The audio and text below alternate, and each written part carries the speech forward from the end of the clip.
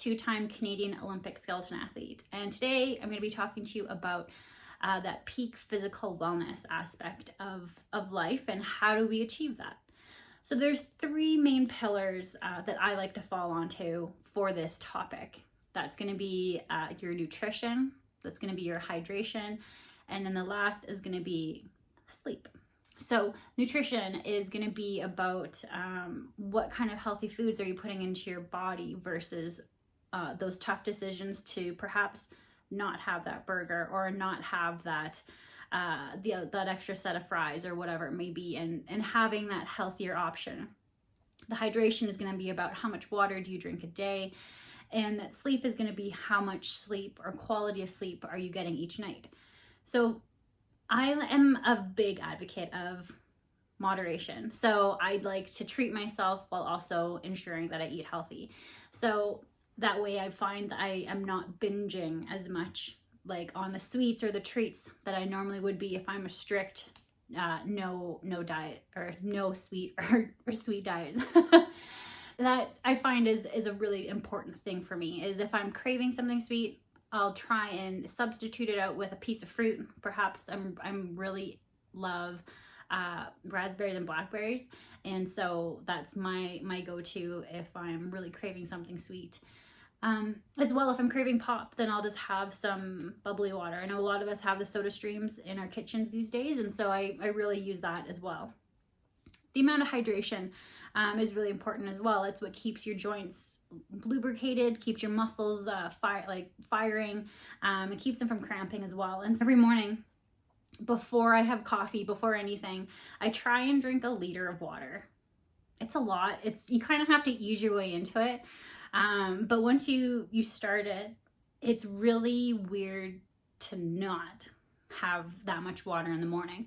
I find it helps kind of curb those those really heavy, greasy breakfast vibes that I sometimes get. It just helps with making me like get up between working at home and kind of walking around to the washroom, but like to be able to get up and walk around and break the day up that way as well. And the amount of sleep I get at night. And so I am I love bedtime. I love going to bed early, and I get laughed at for it, but I love going to bed early so that I'm able to get up early in the morning. I thought growing up I was always going to be a night owl, but it turns out the tables turned. I'm definitely a morning person now. And so I go to bed really early, or I start my bedtime routine early enough so that I'm able to wind down and that I know I'm going to be able to fall asleep in order to get those 8 or 9 hours each night. I can really feel the difference when one of those three categories is off. I just feel sluggish. I feel foggy. I just don't feel prepared. And so for me, being a high performance athlete, I can't not be on. And so when we're away, when we're traveling, it's really important for me to kind of find that balance of getting that proper nutrition, perhaps when we're staying at a hotel or a pension that has full board, but it's not necessarily the foods that I would want to eat or would normally eat. And so finding that balance or finding ways around that is really important. So it might be bringing my own freeze-dried kind of those like camping packets you bring to get those meals that you're craving or that you're wanting from home.